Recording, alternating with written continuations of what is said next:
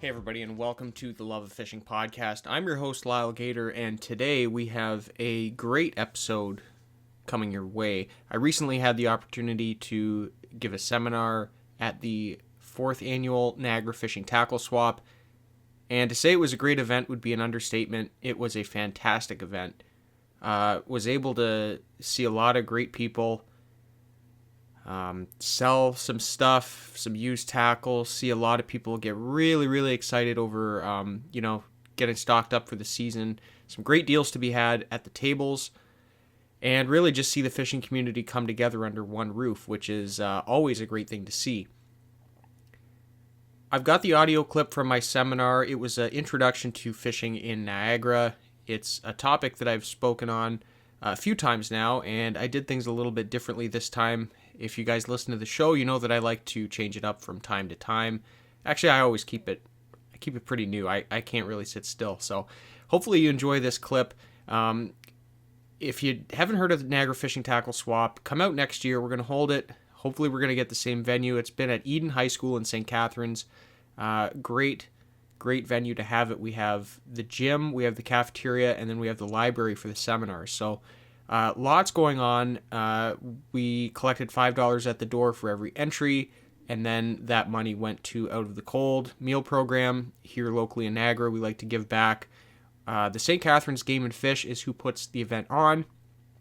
I'm on the board for the club, and our goal is to raise awareness about fishing, put on a great derby. Every year we do the summer and spring derbies, and it's really a great group to be a part of. So if you're interested in getting involved in the fishing community, for sure reach out.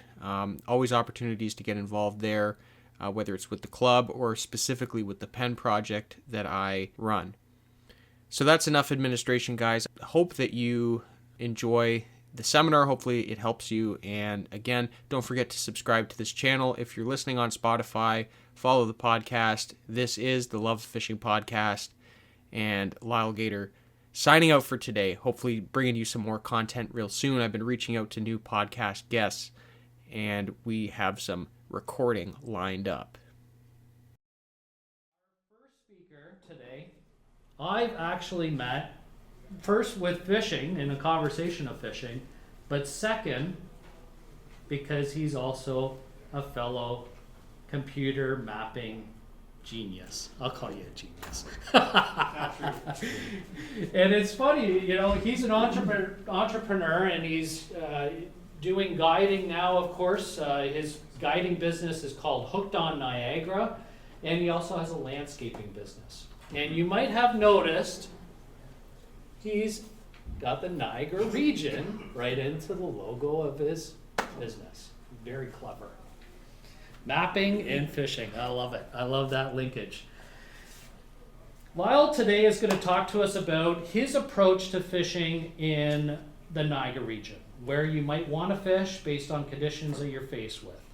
And I think he's got a considerable amount of knowledge in that area, obviously with his business as guiding, but a long time history of fishing in the area. He is a local resident of Niagara, has lived here all his life. Our speaker is also highly involved with our club, the St. Catharines Game and Fish, and is on the board. So he has, obviously a deep passion for this fishery, and wants to provide a little bit of information on that to you today. If you could, please hold your questions till the end. He has a great presentation for you here, and then we'll just wrap up with some questions at the end, and look forward to your interaction on that. So please help me welcome Lyle Gator. Thank you. Guys, thank you very much for coming out to the Niagara Fishing Tackle Swap. Shane did a great job introducing the event. It's great to have the opportunity to speak today on a topic that I'm very passionate about. I hope that there's something for everybody here today. I'm going to take a different approach. I've done presentations in the past, and I've seen them in the past where guys rifle through different spots, different times of the year. I'm not going to do that.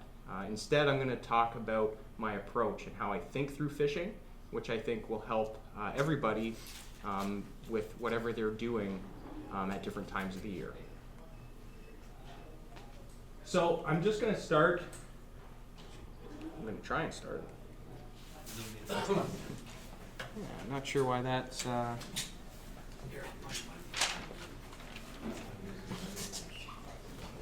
we go. We're good. We're good. Yep. Just give a bit of a brief background on myself. Shane mentioned a lot about what I'm involved in with the fishing. I've been doing this now for 11 years in the fishing industry. I'm 28. I started when I was 17 at Peter's Tackle, great local store, just over off of Lake Street there. Worked there for a few years. I'm a guide. I write for Ontario Outdoors Magazine. I do media creation through my YouTube channel. I have a podcast, and I just love taking photos of fish and fishing. My ultimate goal is to enhance lives through fishing. So I want to make everyone's life better if I can by sharing the passion about the sport that I love, whether it's on the natural side of things with helping protect the fish, conserve our great fishing for as long as we can, or teaching people on the technical side on how they can become more effective on the water. So that's overall why I do what I do and why I'm involved in all the different areas that I am. So I started fishing when I was very young. That's the first salmon that I ever caught, and I still do the thumbs up and that smile whenever I catch one. Like Shane mentioned, I help with the pen project. Myself and Steve, we run the project, and last year we put in 60,000 salmon to Lake Ontario. So it's a great project, and if anyone wants to get involved, I'd be happy to chat with you after, find out how you can get, be a part of that. This past year I started designing rods specifically for the Niagara River. Doing that with Brian from Greenbelt Custom Rods. We're designing a rod that is perfect for fishing on the river. So it's a 9-foot bait caster. That's just a little side thing that's starting to work on now. I mentioned I have a podcast, Love a Fishing Podcast. I talk to a bunch of different guests on a bunch of different fishing topics. Some are biologists, others are people with niche interests in the fishing scene. Try and help out with science as much as I can. This is a photo from a couple of years ago where I was out with a team from Gleer. They install telemetry tags inside of fish, which then swim around the lake and submit the fish's data to different points on the lake. So that was very cool to see what those guys do. And then I also give back to the community. Every year I give a scholarship to a deserving high school student. And I wanted to throw in this photo. This is not my current boat. So if you come out with me when I'm guiding you, don't worry, we're not on that boat. But that's the first boat that I had. So if that's what your boat looks like, I'm here to tell you, you don't need a big fancy boat to catch fish. You just need to be on the water. I'm going to talk about 4 specific things today. One, we're going to talk about the area. So that's where my geography sort of side comes out. We're going to talk about the water, how it works. We're going to talk about some of the opportunities that we have here in the region, multi-species fishing, the line crash course on a world-class fishery. That really is what we have here. The approach, we're going to talk about some of the how-tos, some of the technical parts, and then also the rewards. So we do all the work, we do the homework. What do we get? This map is really important. If you're from the area, you'll recognize this as the Niagara region. If you're not from the area, this is the Niagara region. And we have 3 primary colors here. Looks kind of orange. That is all of the water systems that are draining into Lake Ontario. Anything in this green color is going to go to the Niagara River. Anything in purple is going to go to Lake Erie. This map is effective at sort of indicating that, but we also have to remember that the canal connects Lake Erie to Lake Ontario. So most of the fish species that we see, they're everywhere because our water is so connected. I've mentioned that I don't want to go through spot by spot by spot. I only have 45 minutes to talk, and I can't get through all of the nice little spots. But just so you're familiar, Lake Erie, obviously a great perch, walleye, bass fishery. Niagara River, same thing, great trout fishing. A lot of the inland streams and lakes have a lot of great carp fishing, bass fishing, panfish throughout different times of the year. And then obviously Lake Ontario, really well recognized for its salmon fishery. I found these stats quite interesting. The Niagara River has 102 fish species, Lake Ontario with 122, Lake Erie with 130, and then all in between, those fish might be mixed throughout there. So these aren't necessarily predator fish, but they could be bait fish, all things that help the ecosystem flourish. And in the Niagara River, there's over 200 animal species as well. So it's a very biodiverse area with a lot of great fishing potential, and it's a really beautiful place once you get to know it. I wanted to show these photos to kind of highlight different times of the year and to express that there is really just awesome fishing in this area. You know, you have your salmon and trout on Lake Ontario, walleye fishing on the river, the beautiful Niagara Glen whirlpool area for shore fishing. We have some great panfish, catfish in the spring, and carp. I do have a very soft spot for carp. I know they get a bad reputation, but I do a lot of carp fishing, and there's some really great spots around here. So I say this to summarize it as a dynamic world-class fishery. And we'll kind of explore why it's dynamic and what makes it world-class. I mentioned I'm going to take a different approach. We're going to take a look at a couple different, I'll call them case studies, on how I think through fisheries and how it can help you guys unlock the best fishing that you can at each time of the year. And I do this because I have a bone to pick with how things go, either online or just sort of how things work today. I was lucky enough to grow up fishing the area and really develop a great understanding by practicing and doing.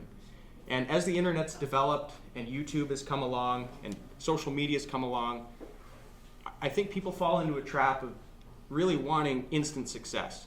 We see that in all aspects of our lives. And for me, fishing is great because it allows us to slow down and develop a great appreciation for trial and error. And then when we have that success, it feels really good. So that's why I've done the presentation the way I have. I'm not going to give you quick hitter fish here at this time of year using this. I want you guys to go explore. I think that's really the beauty of fishing. So I'm not going to tell you what I know necessarily, specifics, but I want you to appreciate what you're doing when you participate in fishing. In order to sort of go through and be concise with my presentation, I wanted to think of a quote that summarized what is our great fishing in Niagara. And I think it's great fishing in Niagara happens when an understanding of seasonal fish behaviors is exploited by solid fishing technique. So we're going to work through this quote and kind of see how we can make sense of this. The first part is understanding seasonal fish behavior. And this could be applied to any fish that you might want to chase. If we understand the fish, we're able to catch them better. We're going to look at the Chinook salmon to kind of work through this. And I think a lot of people that come to the swap are familiar with the salmon fishery. You probably have fished for them before, or maybe they're your favorite fish to fish for. So what do we know about salmon? We know that they live in the lake until they run in the early fall. And this means there's a lake fishery and there's a fall fishery. We know that salmon prefer water that's between 40 and 55 degrees, mostly. And that these fish love to relate to thermoclines in the water. And for those of you who aren't familiar with the thermocline, it's where warm water sits on top of cold water. And there's often a very hard break where the water goes from warm to really cold. Salmon will swim hundreds of miles to get what they want. We see this through the telemetry project when they tag fish, and we see them swim from one end of the lake all the way to the other in a couple days. And fishing can depend on dominant wind and water stratification. So when we watch the weather, we can see where the water moves from one end of the lake to the other. It gets all turned up, and that adjusts how the fishing goes. And because of this, the wind and current concentrates fish, and calm conditions can scatter them. You can often find salmon 200 plus feet down. We know that salmon stop actively feeding sometime in August. This might be news to you, but near the end of August, if you fillet a salmon, you'll notice that its stomach is very hard. The odd time you'll get salmon that have bait fish in their stomach, but these fish are preparing to do their spawn, and their physiology is changing. They reach their peak weight in late July, and stomachs become hardened. These fish also start to relate to rivers around August. You'll see them start to stage up in front of the harbors and creeks. And during this time, they start to disregard the temperature more and more. So these are sort of things that, having a background in salmon fishing, you may already know these, but they're important for every species to know why are the fish going where they're going, and what's sort of happening to the fish themselves. We know that they stage in front of rivers, and this can often mean greater concentrations of fish. Once they reach the river stage, early fish that run in are often the most aggressive, and this usually only lasts a few days. So after you get a rainfall in the fall, fish come up, they bite really good for a few days.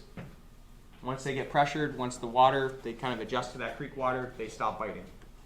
But then later in the season, when there's eggs in the water, they change again, and their preference for eggs really turns on.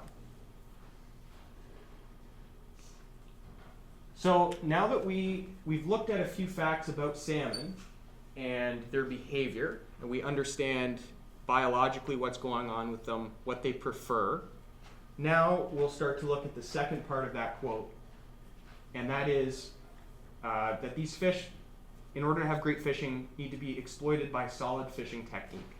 And I don't mean to use the word exploited like in a bad way, but more so that that's the way that we can catch them, is that we have to get our baits to them, and we have to be effective at doing that. So I'm going to go through the same questions, but now relate them to fishing technique. So we know that they're in the lake. We know that they're going to run in September and October. We know that they're in water that's usually between 40 and 55 degrees. So that means we need to use dipsy divers, downriggers, and weighted lines like coppers, lead cores to get our baits down to the fish. We know that these fish are always traveling. So we can use things like fish hawk probes. At the very least, look at a fish or look at a surface map to show us the temperature of the lake. So after a big windstorm, if you look at the surface temp map, you'll see that water move. That might indicate to you where the fish have gone. We know that wind and current concentrates fish, and calm conditions scatter the fish. So if those fish are 200 plus feet down, like I mentioned, you might need to get some big heavy cannonballs, slow your boat right down so that you can reach those fish. I also mentioned that salmon stop actively feeding sometime in August. And that means that instead of a feeding response, we're trying to elicit an aggression response. So you get into some different baits, different speeds, that kind of thing. Every August, we start to ask, I know Shane's been there, where do we fish for stagers all day, all those fish in shallow water, or do we go offshore and do we chase those fish that have not gone through the change yet? They're still going to be offshore eating for a whole other year. Staging in front of rivers means our spread is going to be different. So those lines, those lead cores, dipsies, riggers, how do we deploy those off of our boat so that we're effective in shallow water? So a lot of times if you try and run too many lines or too close together, the fish are going to hear too much disturbance, they're going to hear too much noise, they're going to spook. So based on that time of year, how can we use our technique to our advantage? Mentioned that in the river, early fish are aggressive, so that means using things like spoons, spinners, crankbaits, especially early in the morning or later at night, are going to be most effective when those fish are first running in. And later season fish, they go through a massive physical change. You'll see fish get darker, their flesh is soft, and they're on their last legs, quite frankly. So that's when we start to see eggs really take over. So roe bags, beads, stuff like that. So why I've done this is to basically say maximizing your opportunities every season is what you have to do. And I think that starting with a solid understanding of each fish species, its behavior, and then looking at each technique where you can be effective is your best way to go about fishing in the area. I always encourage people to fish with some intention. You can have different intentions, whether it's just to relax, but have a goal of learning something every time you go. So if you're looking to get into salmon fishing, learn how to use a downrigger. That's a great first step. Developing an understanding of seasonal migration. So salmon are a great example of that, where they're moving throughout the year. So if you can understand, okay, in the springtime they're going to be in shallow water, they're going to move deep, eventually they're going to come back to the Niagara River or Port Dalhousie. That's the understanding that you need to have in order to stay on the fish throughout the year. Being connected to wind, rain, and temperature info throughout the year can really help you stay on the fish, especially for fish that are migrating, understanding what those cues are for those fish to move. I'm big time on weather, always watching the weather, always open on my phone. What's the wind doing? And then being successful with your fishing techniques and applying it. So that starts with having great gear. Hopefully today we're all growing our assortment of tackle and to use our different techniques, but got to have good technique in order to be effective. What I'm going to do now is go through just a quick fishing schedule. So sort of how, in my mind, I'm thinking of the spring season. This relates to my guiding. This is kind of how I'm looking at the calendar when people call me and say, hey, do you have any openings here? What are we fishing for? March, great fishing on the Niagara for trout.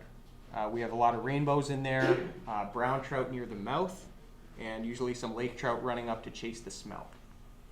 Lake Ontario can get started as early as March, where the brown trout are fishing really good.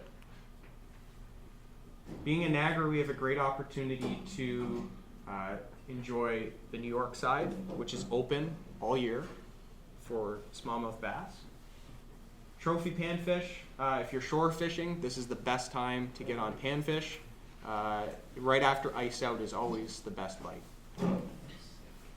And for those of you who carp fish, this can be a great time to get started. Some of the backwaters, and don't sleep on carp. They're a lot of fun. Niagara trout, again in April, great fishing through April. Rainbow trout usually starting to spawn, so they can be a little bit tricky, but you can often get fish that are exiting the system that are very hungry. Lake Ontario really in full form in April. We start to see those great days where you can catch 20, 30 Chinook salmon out trolling on the lake. We have bass. We now have an early season on the Canadian side, which is quite fun.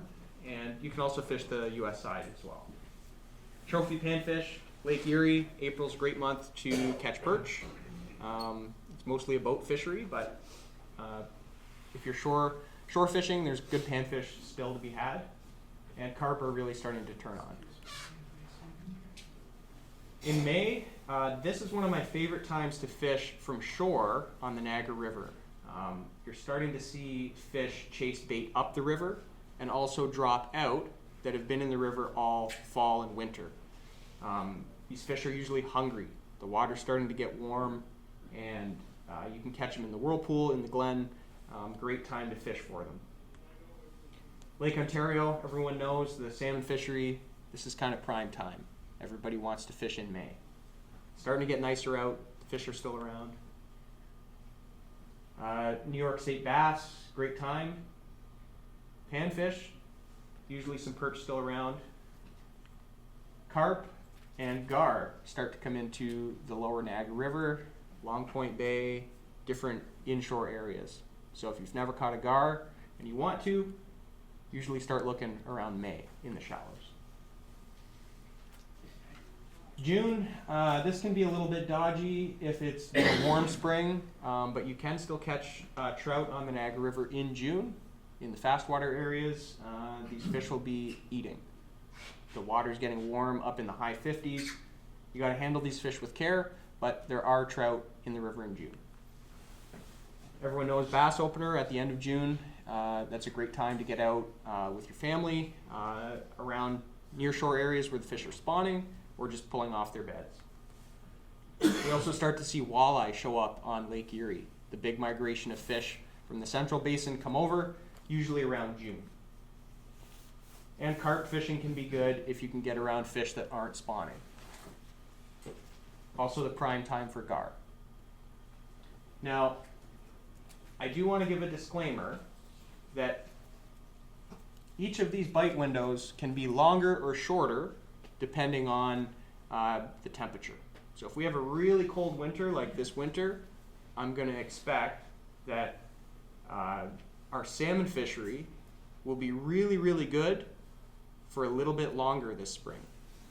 And the reason for that is because Lake Erie is 80% covered with ice right now, and it is going to take a lot longer this year to melt all that ice than it did last year when we had no ice. So last couple of years for salmon, early spring, 2 weeks, really great fishing. It warms up, things progress pretty quickly. So all of these things, all these bites, little opportunities that we have are very, very dependent on the temperature of the water, because that's what the fish live in. So I know people are going to ask me about this slide. They might want to take a picture. That's all fine, but just know that this comes with some nuance. We have 365 days of fishing in the region, which is really fantastic. And for a freshwater fishery, I think that's pretty rare. A lot of people recognize the north as being this great place to go fishing. I make the argument that Niagara is really top of the list. These two photos I chose, they were caught on the exact same piece of structure at the bar, the river mouth at Lake Ontario. That one's in December to the left, and that one is in the middle of July on the right. And both times we're catching walleye. So completely opposite ends of the year, but the same great fishing, just months apart. So some key takeaways today. There's always a good bite to get on. If you can be adaptable and, not be too specific on one species, you can have great fishing all year. I found that journaling has really helped me improve my success year over year, taking notes, whether it be just, taking photos when you're fishing, to kind of give you those reminders as a new year comes up. Don't believe the hype online. Yeah, I'm pretty critical of online. I don't know, but yeah, really, even if you see where I post pictures, I'm not always posting them during the prime time of the bite, because it's just not effective. And fishing isn't all about catching. So sort of like how I started, just talking about all the different things that fishing can be. When you're thinking about being more successful on the water, it's not always how fast can you catch them, how big can you catch them. It's about enjoying your time. It's a recreational activity, so make sure you're still having fun out there. And when I talk about fast tracking success, research and practice really go the longest. I was very fortunate that I was able to spend 2 years where I just fished. I did school, but in the summertime I fished every single day. I was a deckhand on a charter boat in Mississauga, and 12 hours a day I was fishing. And that kind of experience, you really can't beat it. YouTube's great, but everything's not on YouTube. There's a lot out in the real world that you'll learn. with fishing that is better than YouTube or books. And a shameless plug for my guide service is hiring a guide can also help you learn and catch more fish. So thank you very much. I just want to say a few words here before I take any questions. Very thankful to work with some great companies. They're listed here. I don't work with anybody that I don't believe in and that I don't actually use. So we have the American Bait Works lineup featuring Freedom Tackle, Monster Carp Tackle. I know Dave's here. Some great carp fishing products. Cams and hooks, trout beads for my trout fishing, Drennan floats when I'm float fishing. I do have eternal lithium batteries on my boat. They're fantastic. I actually almost sank my boat this fall, and luckily I had a sealed lithium battery, so I didn't burn my boat down. And Raven hooks for carp and for trout. And then Mustang survival suits. If you're fishing with me in the cold water season, I have float suits in all sizes so everyone stays warm and safe. If you want to connect with me with questions that come out throughout the year, you can reach me on Facebook at Hooked on Niagara Guide Service. My email, which is hookedonniagara@gmail.com. That's my website. And then my Instagram, again, Hooked on Niagara. So if you search Hooked on Niagara, I'll probably come up. Thanks, guys.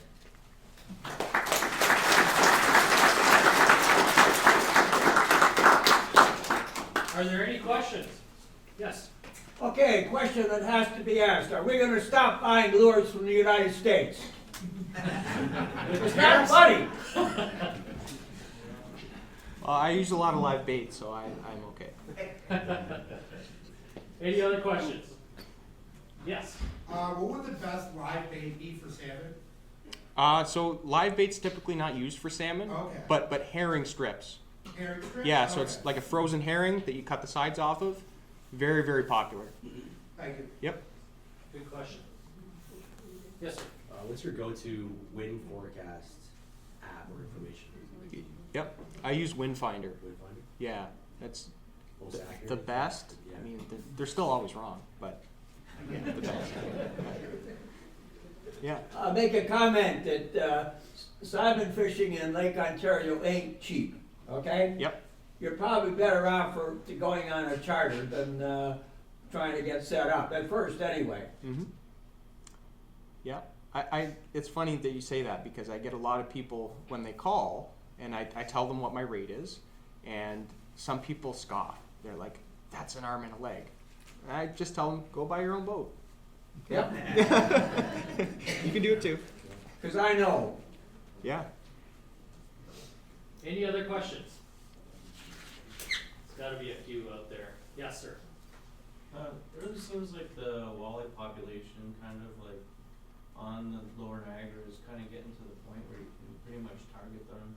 Mm-hmm. Like, how has it gotten to that point? Like, is the U.S. doing some stocking in that, or? I haven't looked too much at the U.S. Stocking numbers.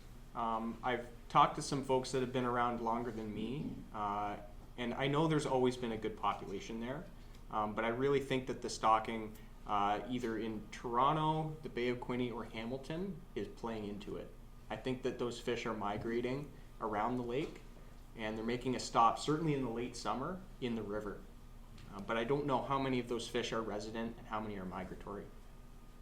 And the M&R will be here at our 11:30 seminar.